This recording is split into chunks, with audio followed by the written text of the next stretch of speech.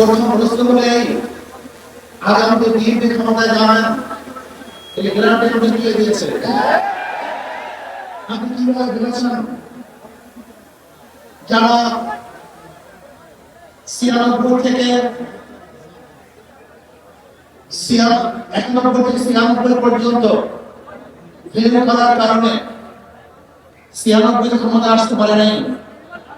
আবার 2001 থেকে 2005 পর্যন্ত দেশ চালাবার কারণে 2008 তারা ক্ষমতা আসতে পারে নাই। 2001-এ বিএনপি ইশতেহার ঘোষণা করেছিল, সেই ইশতেহারের মধ্যে 10% বিএনপি বাস্তবায়ন করতে পারেনি। এমনকি 2001-এ বিএনপি ইশতেহারে 1 নম্বর শর্ত তারা পালন করতে পারেনি। আমি বিশ্বাস করি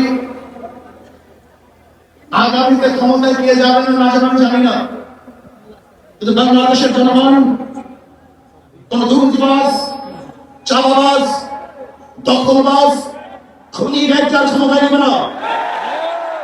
বাংলাদেশের জনগণ রক্ত দিয়েছে, জীবন দিয়েছে বাংলাদেশে চাঁদাবাজি করার জন্য নয়, খুন করার জন্য নয়, দেশকে দখল করার জন্য নয়, দুর্নীতি করার জন্য রক্ত দেয়, জীবন দেয়।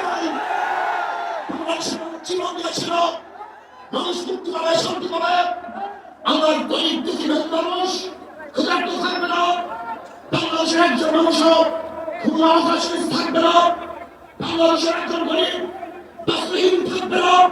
আমরা বাংলাদেশের কোন মানুষ খুন হবে না, খুন হবে না। বাংলাদেশের ব্যবসায়ীদের চাকরি দিতে হবে না।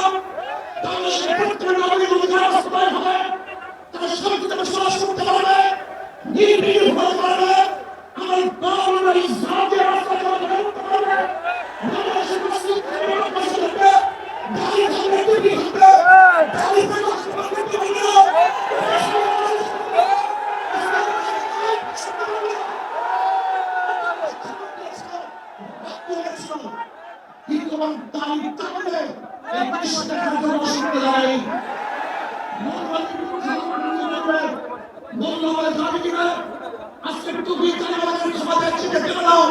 এই স্লোগান শোনার জন্য শব্দ নেই, এই দৃশ্য দেখার জন্য বুকের তাজা রক্ত জমিয়ে ঠেলে অনুশীলন পালন করেনি।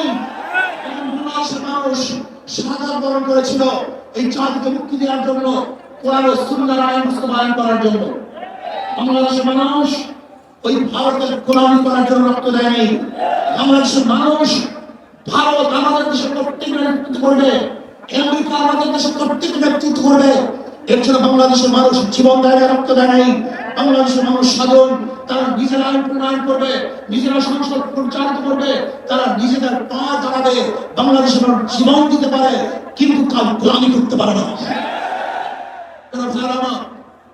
আমি বিশ্বাস করি আজকে মঞ্চে যারা আছেন, যদি আমরা মুনাফিক না